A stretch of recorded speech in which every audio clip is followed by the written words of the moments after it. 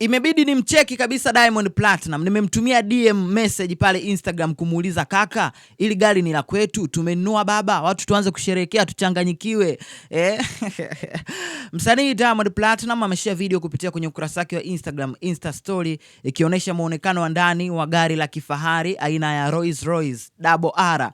Na mimi kama the Rolls Royce presenter nimeona pia niwaletee hii taarifa. Sasa nilivyoona hili gari, kiukweli mimi nisiwe muongo, sifuatiliagi sana magari wala sijuagi hili gari ni la mwaka gani, sijui bei yake kiasi gani, kwa sababu similiki hata baskeli. Kwa hiyo kufuatilia magari inakuwa ni ngumu sana. Sasa kwa vile mimi ni mwandishi, nimechukua picha ya muonekano wa hili gari, nimefanya tafiti na nimepeleka Google pia nipate details za ndani kabisa kwa hili gari ni la mwaka gani, hii Rolls Royce ni ya mwaka gani, inauzwa shilingi ngapi.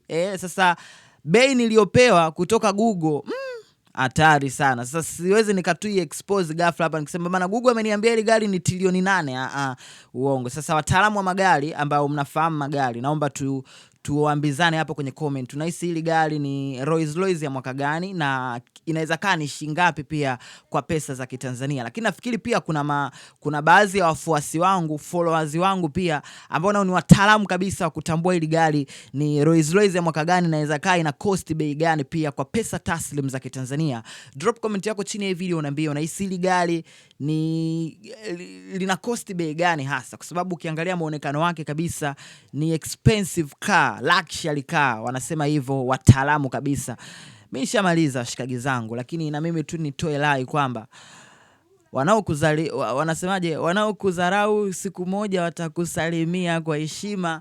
Mwaka kesho nanunua Rolls Royce Escalade. Wanaitwaga Escalade au Escalade? Mtajua wenyewe bana, wataalamu wa magari. Mimi naitwa Bounce, the Rolls Royce presenter, #1 entertainment content creator from East Africa. We out here.